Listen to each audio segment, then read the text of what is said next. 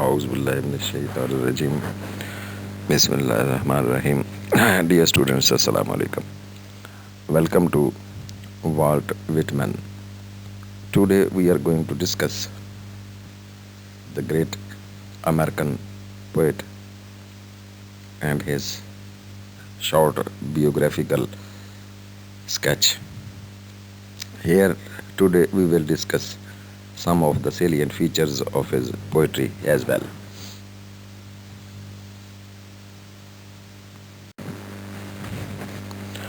Introduction to Walt Whitman. Dear students, Walt Whitman, in full Walter Whitman, who was born May 31st, 1819, West Hills, Long Island, New York, USA, died on March 26th, 1892, Camden, New Jersey. American poet, a journalist, essayist, whose verse collection Leaves of Grass, first published in 1855, is a landmark in the history of American literature. Indeed, Walt Whitman was born into a family that settled in North America in the first half of the 17th century. His ancestry was typical of the region. His mother, Louisiana Van Welzer, was Dutch, and his father, Walter Whitman, was of English descent. They were farmers with little formal education. The Whitman family had at one time owned a large tract of land, but it was so diminished by the time that Walter was born when his father had taken up carpentering to run the affairs of the family. Though the family still lived on a small section of the ancestral estate, a farmhouse type land tract. In 1823, Walter Whitman moved his growing family to Brooklyn.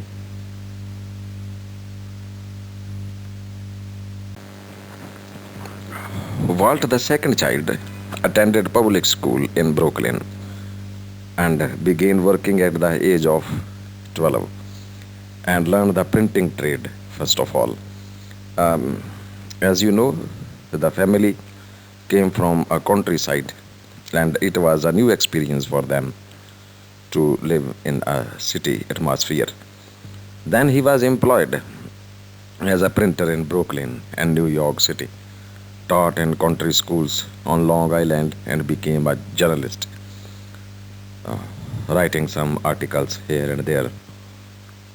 At the age of 23, he edited a daily newspaper in New York, and in 1846 he became editor of the Brooklyn Daily Eagle, a fairly important newspaper of his times. Discharged from the Eagle early in 1848 because of his support for the anti-slavery Free Soil faction of the Democratic Party, he went to New Orleans, Louisiana, where he worked for 3 months on the Crescent before returning to New York via the Mississippi River and the Great Lakes. After another abortive attempt at free soil journalism, he built houses and dabbled in real estate in New York from about 1850 until 1855. Whitman had spent a great deal of his 36 years walking and observing in New York City and Long Island, around the area, lingering there, struggling there to earn his livelihood. He had visited the theatre frequently and seen many plays of William Shakespeare, and he had developed a strong love of music, especially opera. During these years, he had also read extensively at home and in the New York libraries, and he began experimenting with a new style of poetry. While a school teacher, printer, and journalist, he had published sentimental stories and poems in newspapers and popular magazines of the times. But they showed almost no literary promise in the early days of his career as a poet. By the spring of 1855, an important year of his life, Whitman had enough poems in his new style of free writing for a thin volume. Unable to find a publisher, he sold a house and printed the first edition of Leaves of Grass at his own expense. No publisher's name and no author's name appeared on the first edition of this collection in 1855, but the cover had a portrait of Walt Whitman himself, broad shouldered, rogue fleshed, Bacchus broad, bearded like a satyr, as Bronson Alcott described him in a journal entry in 1856. This was the picture of a man who appeared to be very rustic on the onset. Though little appreciated upon its appearance, Leaves of Grass was warmly praised by the poet and essayist Ralph Waldo Emerson, a very important figure of this century, an essayist, novelist, and poet as well, who wrote to Whitman on receiving the poems that it was the most extraordinary piece of wit and wisdom America had yet contributed to the literary world.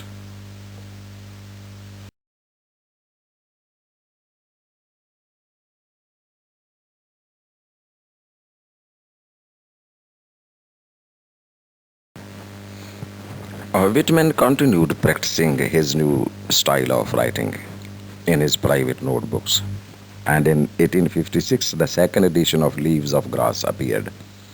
This collection contained revisions of the poems of the first edition and a new one, the Sundown poem, later to be entitled as Crossing Brooklyn Ferry. The second edition was also a financial failure, and once again Whitman edited a daily newspaper to earn his living, the Brooklyn Times this time, but was unemployed by the summer of 1859. In 1860, a Boston publisher brought out the third edition of Leaves of Grass, greatly enlarged and rearranged this time. But the outbreak of the American Civil War the coming year bankrupted the firm.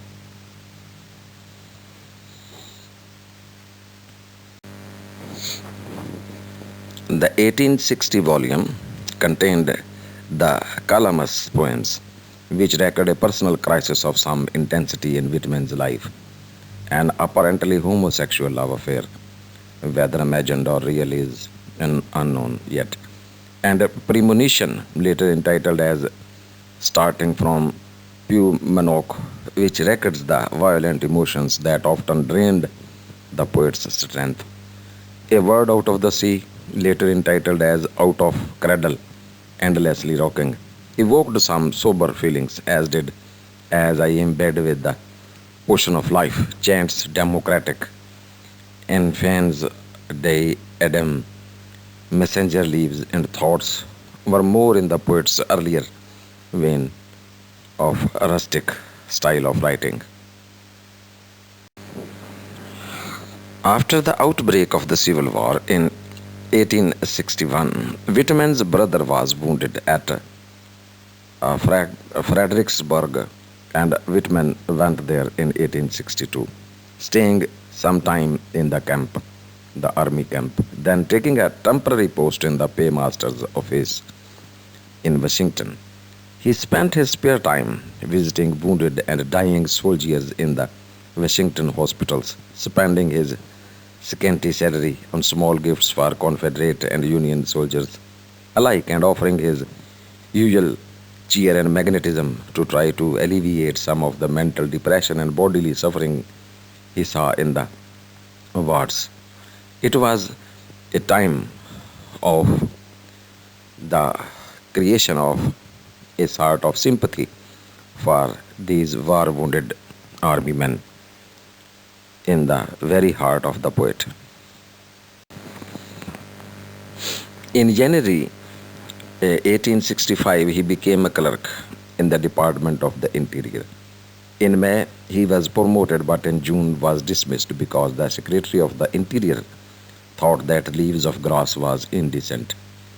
Whitman then obtained a post in the Attorney General's office, largely through the efforts of his friend, the journalist William O'Connor, who wrote a vindication of Whitman in The Good Grey Poet, published in 1866, which aroused sympathy for the victim of injustice. And it proved to be a writing that introduced Whitman to the literary world in full.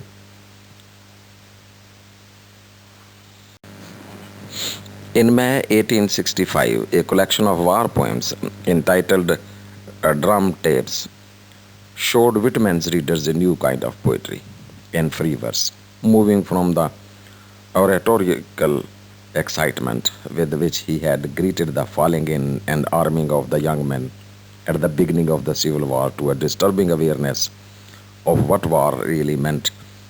Beat, beat, drums echoed the bitterness of the first of the battles of Bull Run, and vigil strange I kept on the field one night had a new awareness of suffering, no less effective for its quietly plangent quality.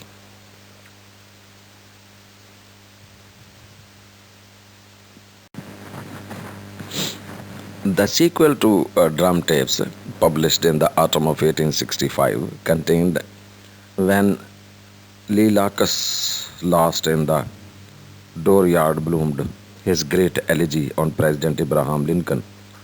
Whitman's horror at the death of democracy's first great martyr chief was matched by his revulsion from the barbarities of war. Whitman's prose descriptions of the Civil War, which were published later in Specimen, Days and Collect 1882-83, are no less effective in their direct, moving simplicity of style. The fourth edition of Leaves of Grass, published in 1867, contained much revision and rearrangement of the poems.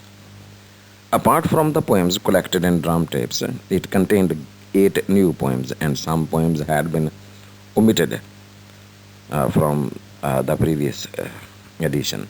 In the late 1860s, Whitman's work began to receive greater recognition.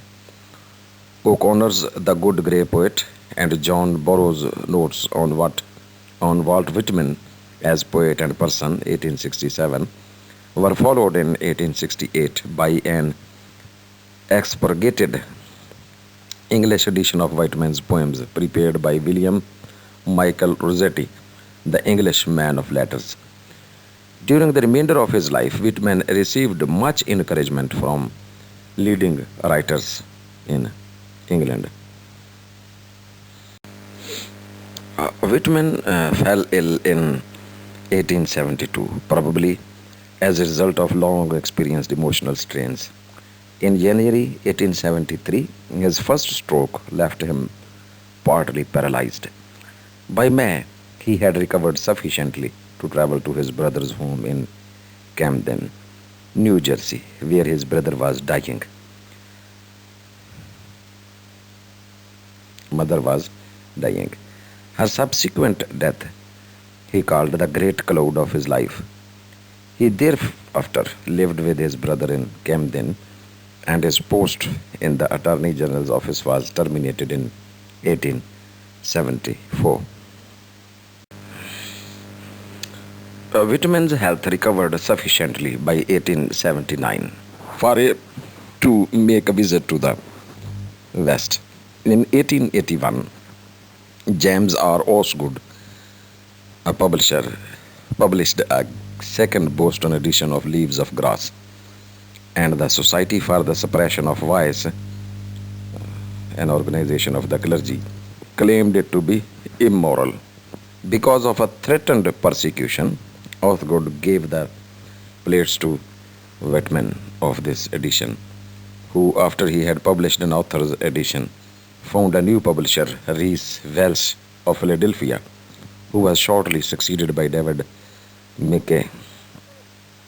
Leaves of Grass had now reached the form in which it was henceforth to be published. Newspaper publicity had created interest in the book, and it sold better than any previous editions.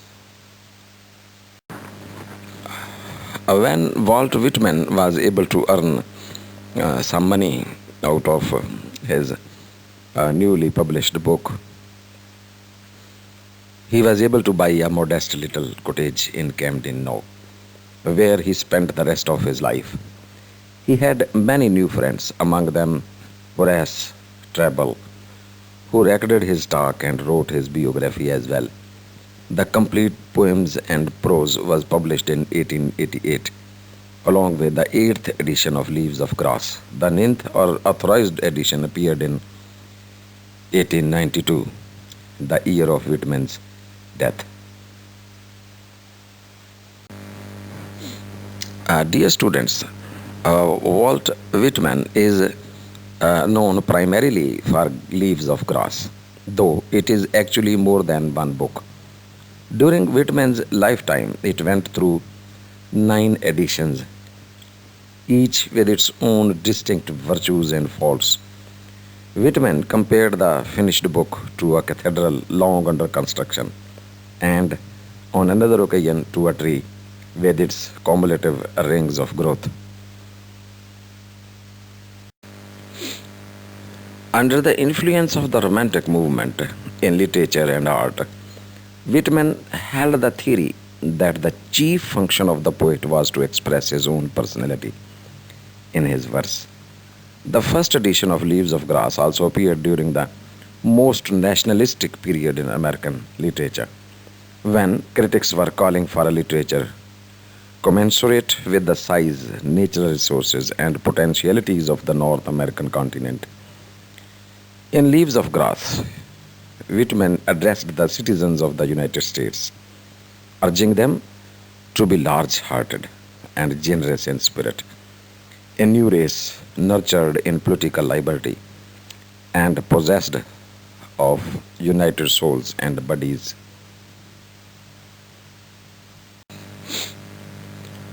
It was partly in response to nationalistic ideals and partly in accord with his own ambition to cultivate and express his own personality that the eye of Whitman's poems asserted a mythical strength and vitality for the readers. For the frontispiece to the first edition, Whitman used a piece of himself in work clothes, posed nonchalantly with cocked hat and hand in trouser pocket, as if illustrating a line in his leading poem, Song of Myself. I cock my hat as I please, indoors and out. In this same poem, he also characterized himself as Walt Whitman, an American, one of the roughs, a cosmos, disorderly, fleshy, and sensual, eating, drinking, and breeding. Divine am I inside and out, and I make holy whatever I touch or am touched from.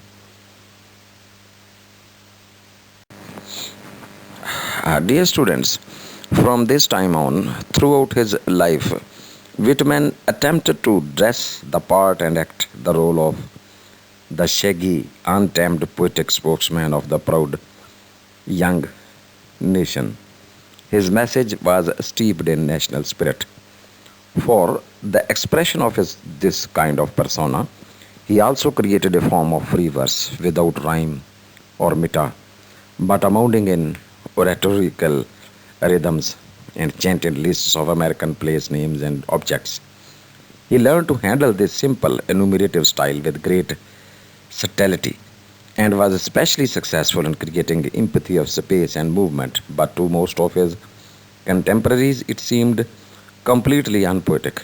Both the content and the style of his verse also caused Whitman's early biographers and even the poet himself to confuse the symbolic self of the poems with their physical creator. In reality, Whitman was quite gentle, courteous, neither rowdy nor lawless. In sexual conduct, he may have been unconventional, though no one is sure. It is likely that the sex illegitimate children as six illegitimate children he boasted of in extreme old age were begotten by his imagination. He did advocate greater sexual freedom and tolerance, but sex in his poems is also symbolic of natural innocence, the procreant urge of the world, and of the regenerative power of nature. In his greatest poems, such as parts of Song of Myself and all of Out of the Cradle Endlessly Rocking, sex is spiritualized.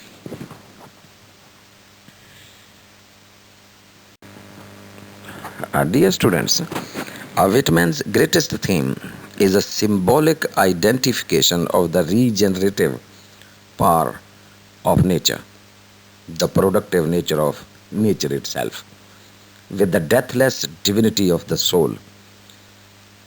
His poems are filled with religious faith in the processes of life, particularly those of fertility, sex, and the unfledging pregnancy of nature, sprouting grass, mating birds, phylic vegetation, the maternal ocean, and planets in formation, the journey work of stars. The poetic eye of leaves of grass transcends time and space indeed, binding the past with the present and intuiting the future, illustrating Whitman's belief that poetry is a form of knowledge, the supreme wisdom of humankind.